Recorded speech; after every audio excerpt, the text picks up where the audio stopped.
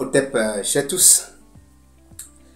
Nous allons partager aujourd'hui un secret formidable qui peut nous aider à détecter si un sorcier est en train de tuer quelqu'un. Voilà, c'est ça que nous allons partager aujourd'hui, parce que il y a des gens que malgré nos signes, malgré les signes dont nous avons parlé, il y a des gens qui ne comprennent pas toujours. Tout le monde ne peut pas partager les mêmes opinions. Donc, ce que nous allons faire aujourd'hui, ça serait un peu pratique. Nous allons dans les feuilles pour voir comment on peut détecter un sorcier, comment vous-même vous pouvez voir le sorcier, ou comment quelqu'un qui est malade, comment vous pouvez savoir si ce qui se passe c'est à cause d'un sorcier. Avant de l'amener à l'hôpital, il faut être sûr de quelque chose.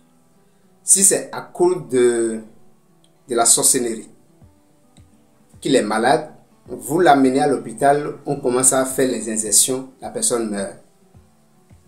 La personne meurt lorsqu'on commence à faire les injections. Est-ce que vous comprenez? Voilà. Donc, si la personne est malade, vous ne saviez pas, et que vous l'amenez à l'hôpital, la personne va décéder. Donc, il y a des tests que vous allez faire avant de savoir où vous allez amener votre malade.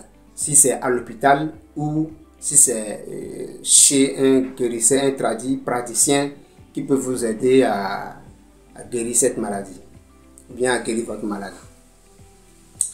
Donc, nous allons commencer premièrement pour la personne qui est un peu disposée, qui ne se sent pas bien, ou bien qui est totalement malade et qui n'arrive même pas à parler.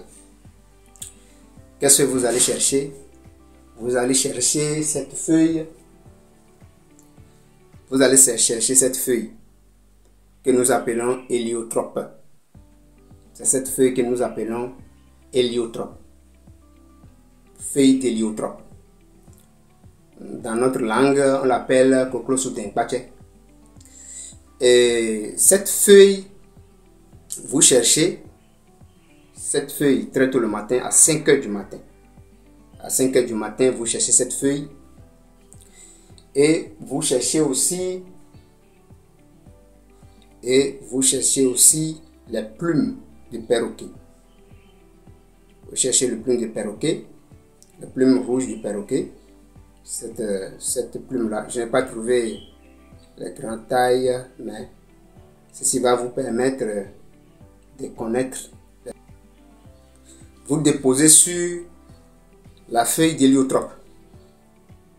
Vous déposez sur la feuille d'héliotrope. Vous cherchez l'excrément du porc. L'excrément du porc, ou bien le caca du porc. Vous déposez.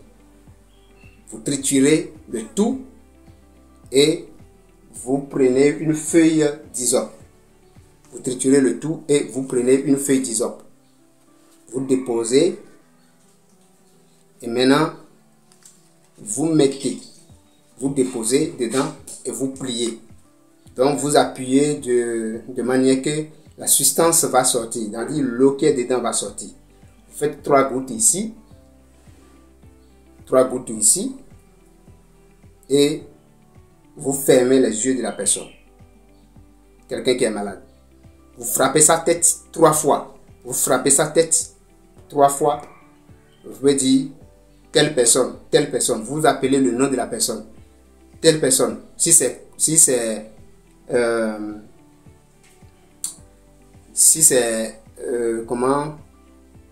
Gabriel, ou bien si c'est Gabriel, vous dites Gabriel, qui est en train de te tuer, qui est à la base de ta mort ou bien de ta malheur. La personne va appeler immédiatement le nom de celui qui est en train de le tuer. Ce n'est pas vous qui allez faire la consultation pour savoir. La personne va appeler directement le nom du sorcier qui est en train de le tuer.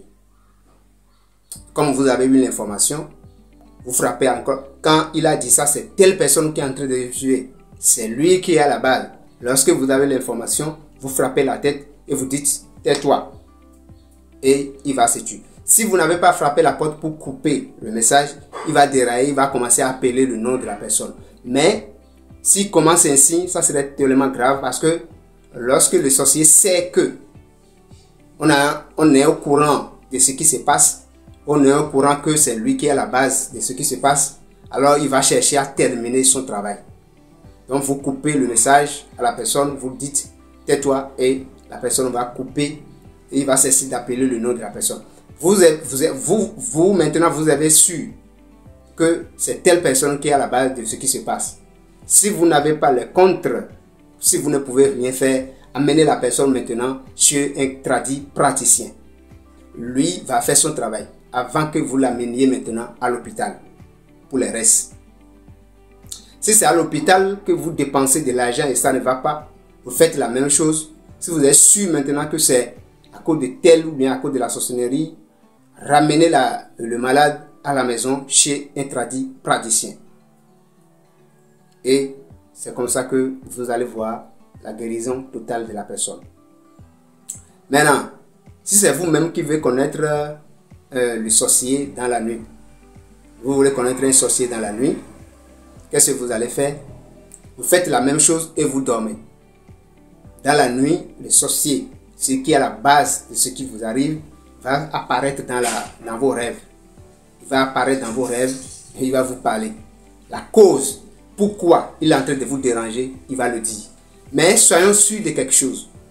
Le sorcier ne veut jamais avoir un témoin. Lorsqu'il sait que vous êtes au courant de cela maintenant, ok, il va terminer, il va chercher à vous nuire, il va terminer. Donc, lorsque vous avez tenté et lorsque vous avez pratiqué cela et que vous êtes sûr de ce qui se passe, la dernière chose à faire maintenant, c'est de vous protéger. Vous cherchez des moyens pour pouvoir vous protéger. Si vous ne vous protégez pas et que vous êtes sûr que c'est lui qui est à la base, il va terminer son travail. Il va chercher à terminer son travail. Petit passage que j'aimerais partager avec vous dans cette vidéo.